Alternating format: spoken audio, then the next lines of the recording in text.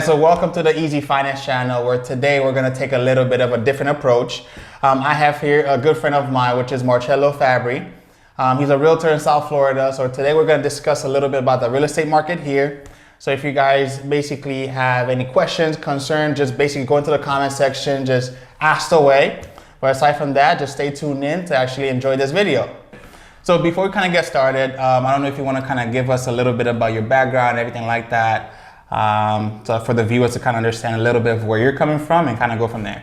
Sure. So my name is Marcello Fabbri. I'm a real estate advisor here in South Florida, born and raised here. So cover all the way from Miami-Dade County all the way to Palm Beach. Okay. And my background is coming from finance. Okay. So I was in finance for 15 years in private banking. Nice. Wealth management. So it's a completely different world, but it all works together. So that's the reason you've asked me to come on. No, for sure. Thank you. Yeah, so thank you for having me. But it's just I did that for 15 years, and my mom was a real estate agent for 20. Nice.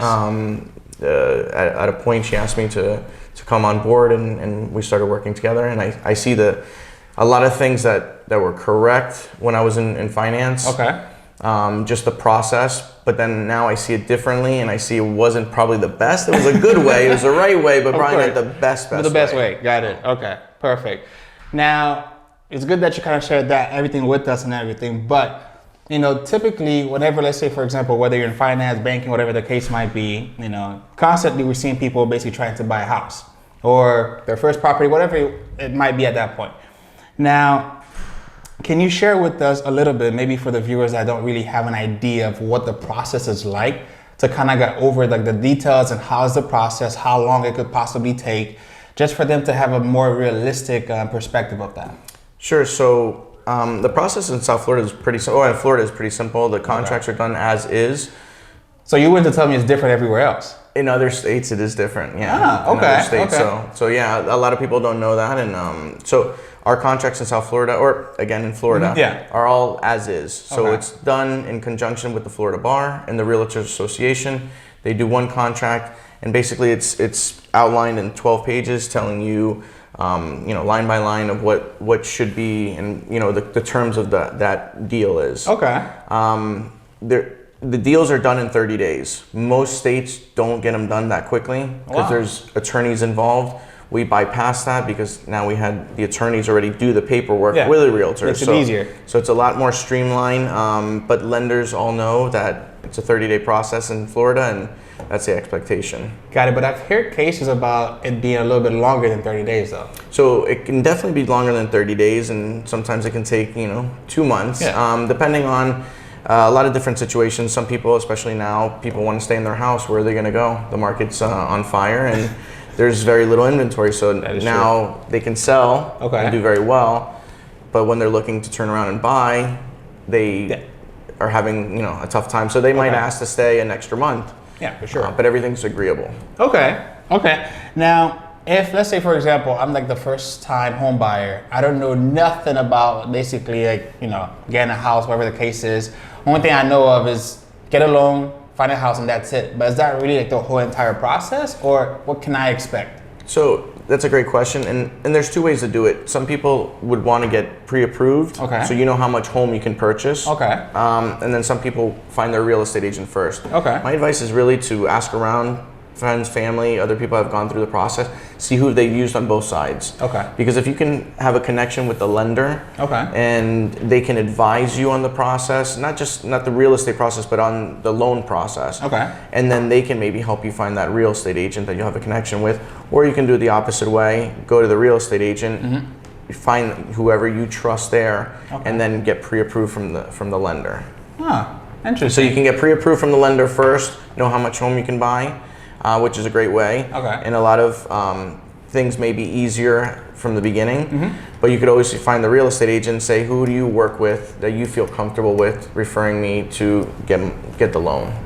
Now, let's say you are not a realtor, and basically based on what you know right now, which route would you suggest? Basically getting pre-approved first, and then at least now you have that understanding, then you could go, is you talk to a realtor and kind of go from there, or is it like the other way around? I would definitely get pre-approved in this market first. Okay. Get pre-approved, know where you stand, because that's going to give the real estate agent all the negotiation basically lay out right there. He's going to understand, or he or she are going to understand where you really have to be. But don't you think that makes it a little bit easier for the realtor in a sense also too? It makes it easier for us for sure, because, you know, but we're here to advise, right? We're here to help out. So if someone came to me and says, I have no idea where to go and I'd like to buy a house, which I get questions on that all the time. I say, okay, well, you came to me, so let me tell you who I work with, who I trust, who I've had a good reputation with, and who's done a good job for me. Go to them. But obviously it would be easier if someone just came to me and said, here's what I can buy, and you know, this is what I would like to use. But either way is fine. Got it. Okay. And you basically just kind of like reiterate over everything. Usually it could take about 30 days per se just to kind of have everything wrapped up. As long as you're able to find like a house that you really like in this market. Correct. Awesome. Okay. Yeah.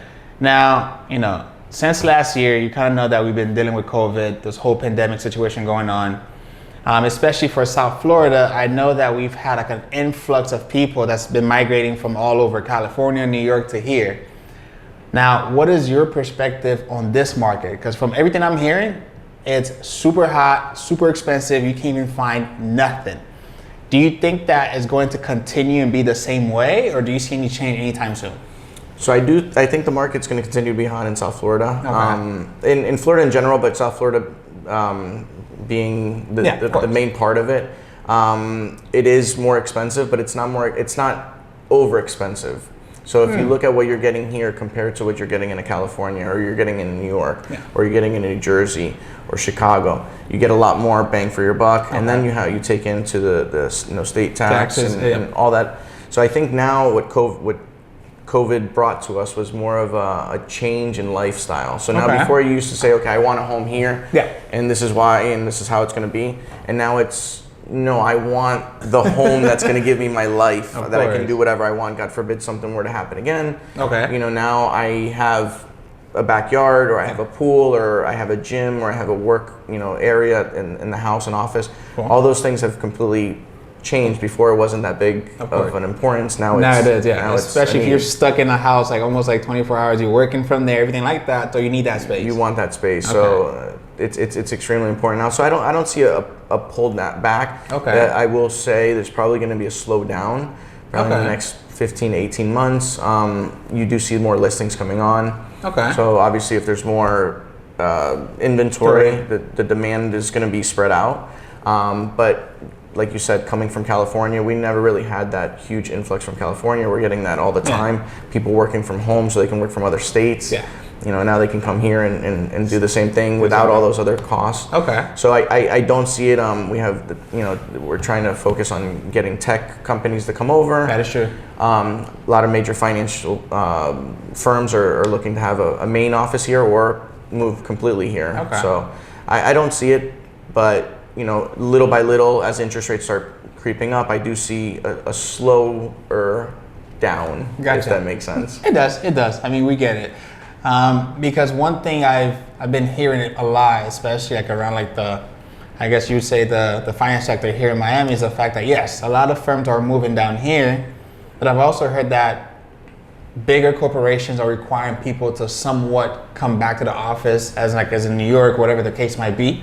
So do you think that might have any effect or drastic change as far as like the people that already moved down here, or it's not going to have that much of a drastic change because people are just moving down here for good?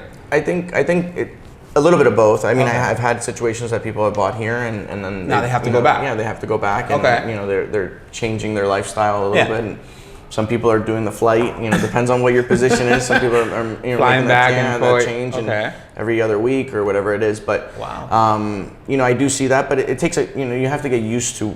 It's a completely different life. You're coming from another state where you've grown up in and you've worked for many years, and now you're coming here. So I definitely do see some people, going back, but I don't see a big percentage. I think when you come here and you look at the overall picture, we've been very inexpensive for many years. You could bought a house in a really nice city. You were going to be really happy in and do really well, and in the 400s, and now obviously it's closer to the 6 maybe for your average, but it's very inexpensive compared to these other states. Good. Now, question that a lot of people might have is, especially here in South Florida, we know that if we have, for example, I feel like 80% of the population is either a real estate advisor, like a agent, whatever the case might be. But the question I'm trying to lead to is the fact that what separates a good realtor from a bad one? Or like your perspective, since you've been in the business for quite some time.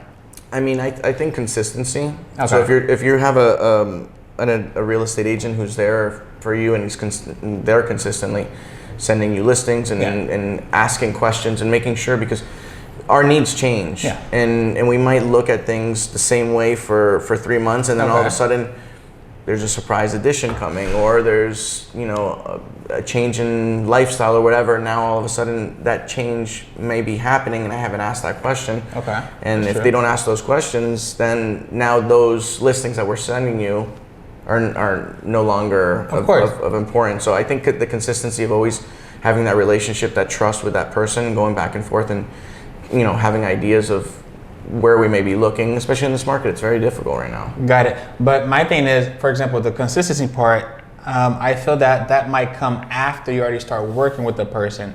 But what I'm trying to understand is the fact how, before I even kind of like put myself in that situation, as far as like, hey, you know what, I need to find a good person. Like, yes, you probably help another friend of mine, but is he really that good, or she really that good? There's just, how do you fully tell that, hey, this person really has my back as far as like helping me find? Because remember, we're buying a house here. Sure. It's not a purchase. It's not a car. It's not a motorcycle. It's a 30-year mortgage. Yeah.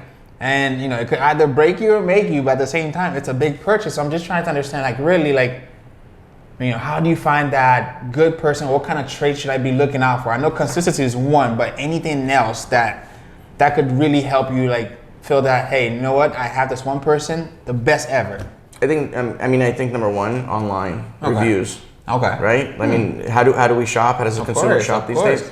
You're looking online. You're seeing, once you find, the name, now you're looking a little deeper. Then you go to their website. Then you want to see what, what other people have, what their experiences in those things. So then you'll get a feel for that person, and then I think then you interview from there, and you see if that's really, who has that connection. But you'll find out pretty quickly. So you're advising people to make sure that they do their due diligence, not just jumping blindly and, hey, I saw you somewhere and that's it. First one is, I would go with someone that went through the process. Okay. Not saying that's the person to go with, but that's someone that you go back to see their reviews. Okay. Right? Yeah. So now someone had a good experience at a restaurant and says, go speak, go to this restaurant. Well, let me see what they serve. Let me get the reviews, see what they're all about. So I think it starts with that part. Okay. Get a review, interview them, and see if you guys are on the same page, if they're listening to you. It's all about listening to the client. That's true. That is true. Let me see here. I had a couple questions I kind of wanted to go through with you and everything like that. For example, let's say, you know what, I'm the new buyer, especially in South Florida, since it's kind of getting a little bit more expensive. What area would you say that someone could still kind of get a good deal for their buck? I think that's a great question, and I think it's a loaded question as well. So it's a great question and a loaded question. So one, I think geographically, you always want to look at good school districts. Sure. Right? So they're going to keep value. A lot of people are going to go or keep better amount of their value. And it's always going to be desirable, right? Okay. People always want to go where their kids are going to be able to enjoy. Safe and everything. So you have that. But I think, so if you look at those areas, and if you go to the hottest spot there, so you might look at, you could be anywhere from an Aventura, or you could be in Parkland or Weston or Wellington. So wherever you're at, right around there, you're going to get a better deal, right? You're probably going to go to the same schools. Okay. So you're going to use a lot of the same schools. So that part is going to be good. And then you're going to spend less money on the outskirts. Of course. So you're still going to have the things that you want, but just a little further out. And I think that's where you're always going to get a better deal. Okay. Yeah, that's the number one. And then the other thing is, I think it's based on your timing. If someone has a month to make a decision, I think you're not going to get a better deal, right? It's going to be a different. Of course. But I think if you have 12 months, if you prepare and watch your podcast or your show, I think being prepared and having that picture painted from a distance, and then you can build up to that. then you can always look and target those areas that you want to be in. Okay. And then when an opportunity comes, you can jump on it. But if you aren't able to win it, then you still have time to get those deals. So I think, you know, I think there's opportunity always. Okay.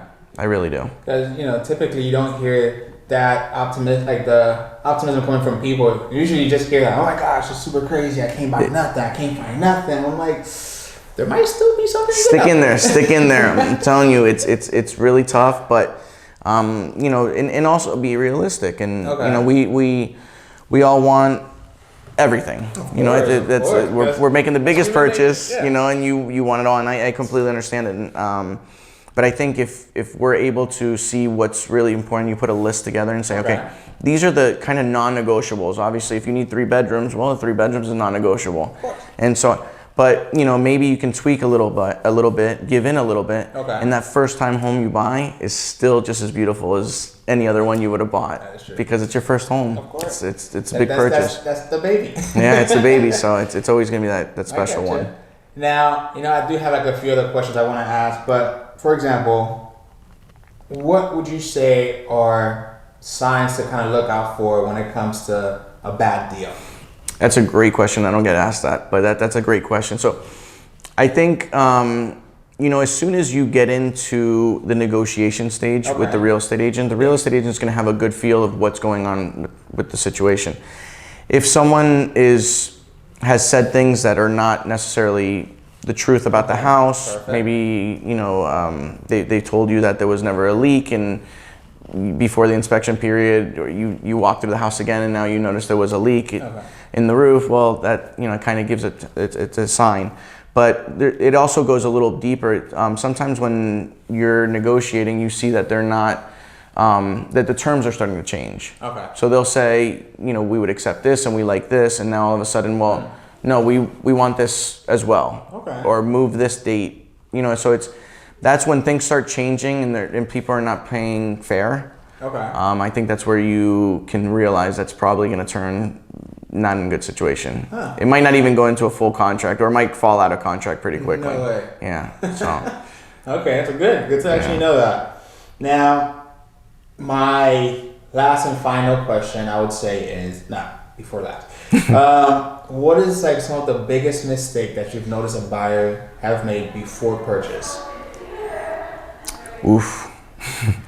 One is making a major purchase right before closing. Like, what have you seen the worst? Buying furniture or refinancing your car. You haven't even bought the house yet. You already have. But come on, you got to be fair. You're buying a house. You're happy. You've designed it 7-8 times. You put everything you want, and then all of a sudden you went and you had to get that set from IKEA. You had to get it, and then you got that credit card and you added to it. So. I mean, I think making major purchases, refinance of a car, anything that has to do with credit at that time frame is very pivotal. Don't do anything. Let it ride the course. As soon as you close, then you can, you know, take advantage of you know, those sales and the refinance and all that. But during that 30-day window, you know, just stay the course. Listen to the agent. Make sure you don't, you know, do that. So that's the major one, is major purchases. Okay. Now, my final question I would say is, what is some advice that you have for these first-time home buyers, and what would you basically tell them as far as, like, you know, money to save, like just simple things that they could start doing now for when it's actually time to actually purchase like their first property? I mean, I think the number one thing is, you know, just start putting your finances in perspective and just start saving money that as if you were going to have to spend for the new house, right? So your mortgages maybe go up from the rent, so now you want to start saving what that mortgage would look like, because it's not just the mortgage. You have the taxes, the insurance, you know, if there's an HOA. So there's more expenses that you pretty much want to factor in.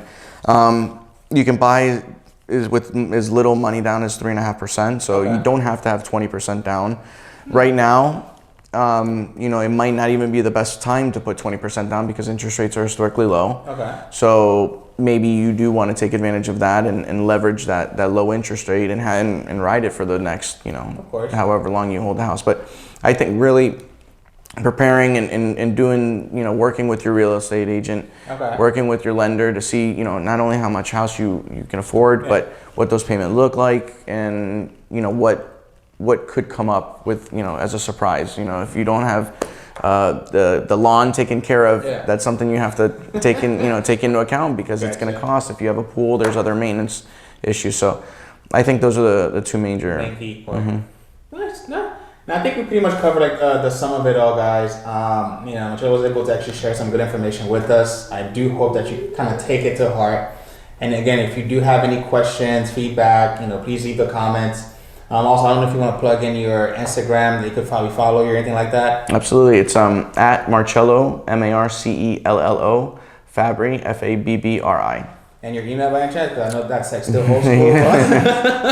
So it's Marcello, Marcello, at the Fabbri, Fabbri group.com. Awesome. Well, thank you guys for actually joining us today, and be on the lookout for the next video. But aside from that, have a great day.